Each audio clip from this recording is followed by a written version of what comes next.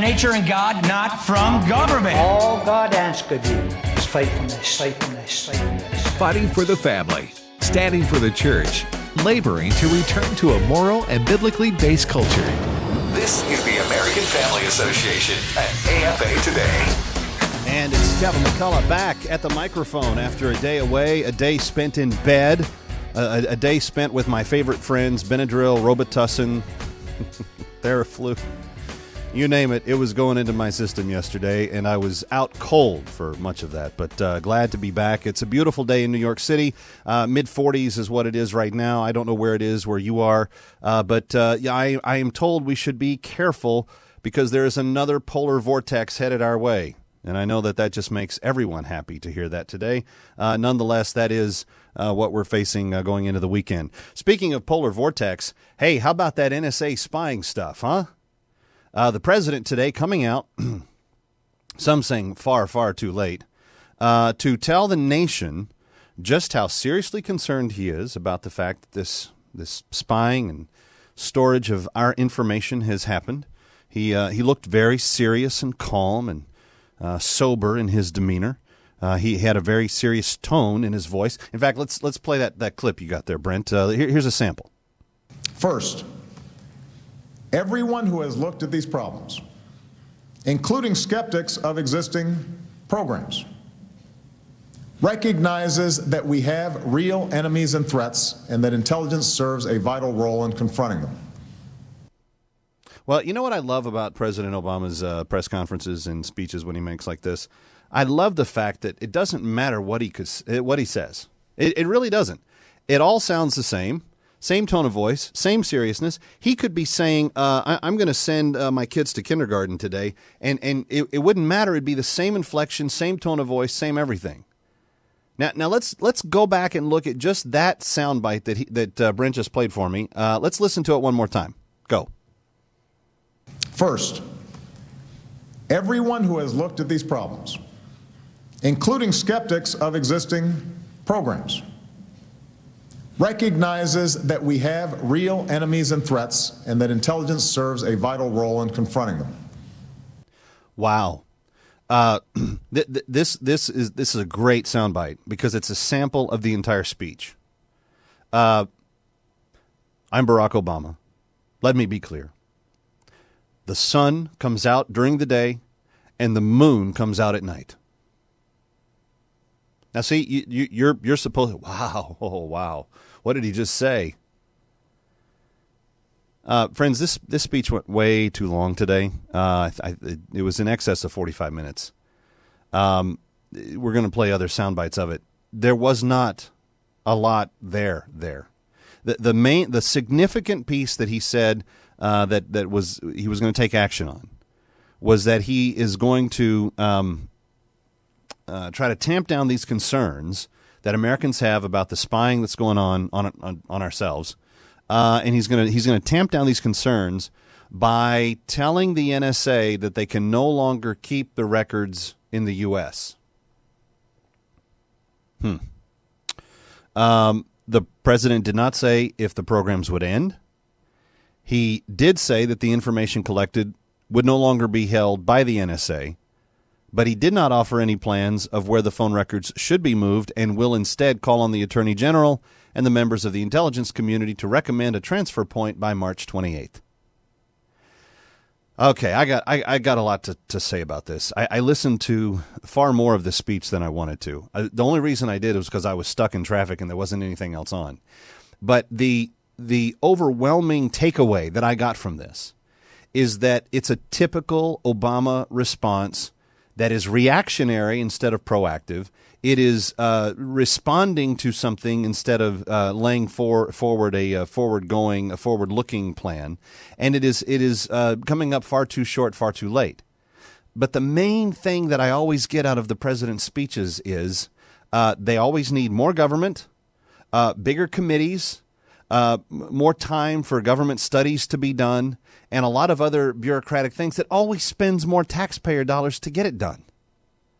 Now, I don't know if you heard the speech. I don't know if you saw it. Maybe you did. 888-589-8840. But the president's main thing in his address to the nation this morning was that he's going to say that the information collected by the NSA could no longer be stored by the NSA. We have no idea where it's going to be stored from now on. We have no idea what they're going to do with it. He didn't say they would stop collecting it. Now, he tried to be very, very specific. He tried to say in very different ways, well, we're not going to pick on people because of their sexual orientation, or we're not going to shuffle through people's data based on their religious affiliations, or we're not going to do this and that because of the ethnicity of the person. He didn't say that they wouldn't go through the stuff. He just said they wouldn't be for those reasons. 888-589-8840. I'm curious as to your reaction to what he did say today. So March 28th is now the big day. By March 28th, this committee that he now has to empower and pay has to do this study. They have to figure out some place to put all of the stored metadata that they have been taking from us for all this time and figure out where to store it so that it's not stored by the NSA. He is going to continue to gather the data. The president's directive delivered at the Justice Department also requires intelligence agencies to obtain approval from a FISA court, a secret U.S. court that governs surveillance of terrorist and foreign espionage targets, before accessing the records.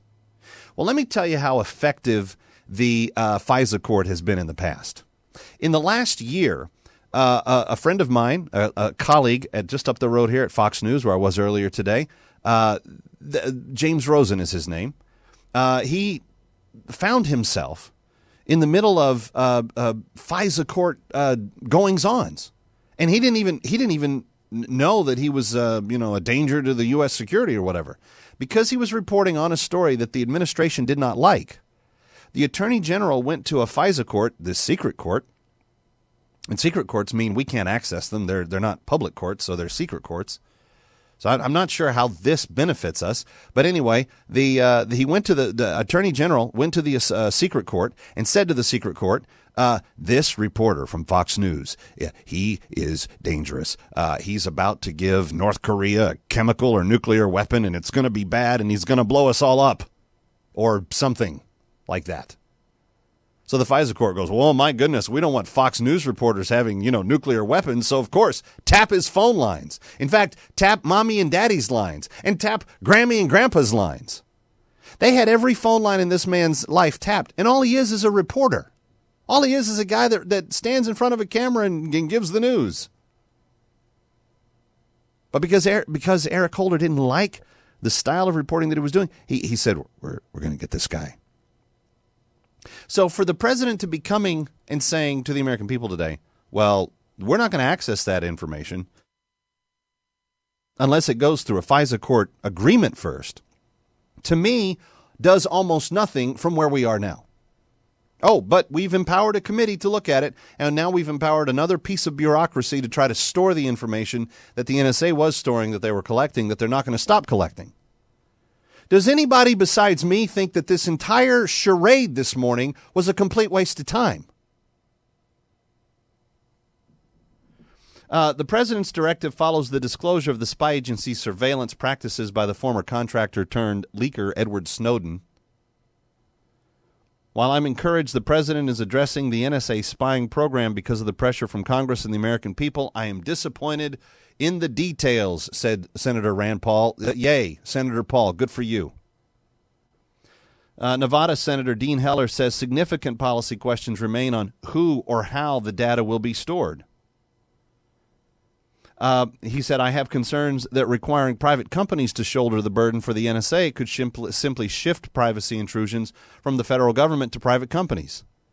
Further discussions are needed in order to achieve a workable solution that protects Americans' Fourth Amendment rights. Here's the problem. You outsource the NSA storage of all the data that the NSA collects to Company X.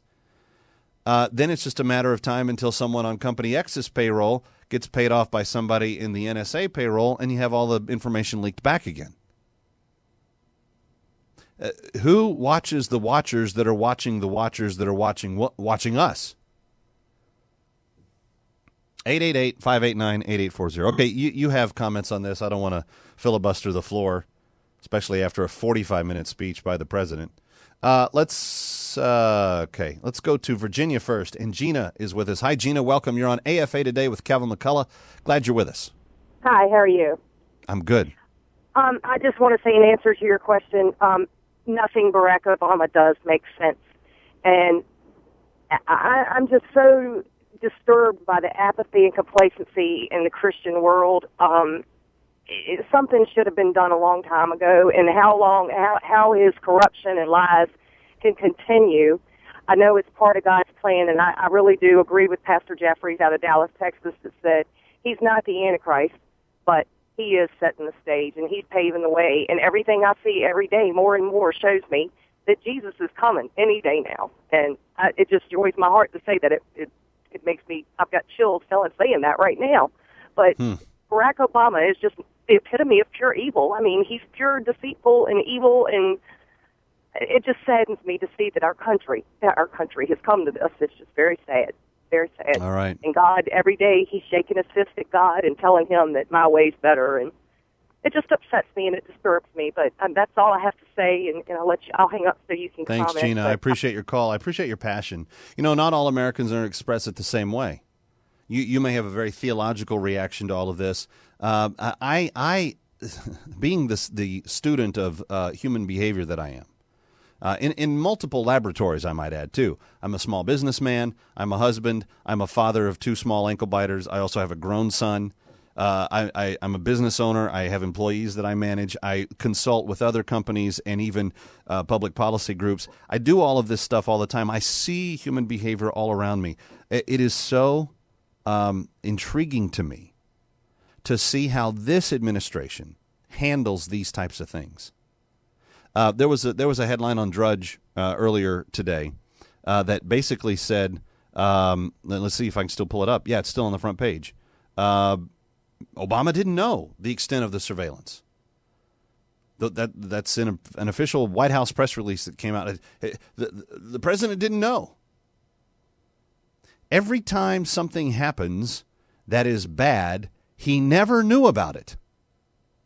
He never knew about it. The media wants to crucify the governor of New Jersey for having 2 staffers that played a practical joke on a bunch of commuters on the George Washington Bridge, a bridge I happen to take on a regular basis, and it would have been very put out if I'd been caught up in that. They want to make him the third horn of Satan's crown or something, but this administration never knows anything until after the fact. Well, the IRS spying stuff, or the IRS 501c3, I didn't know about that. I saw it on the news just like everybody else did. Huh?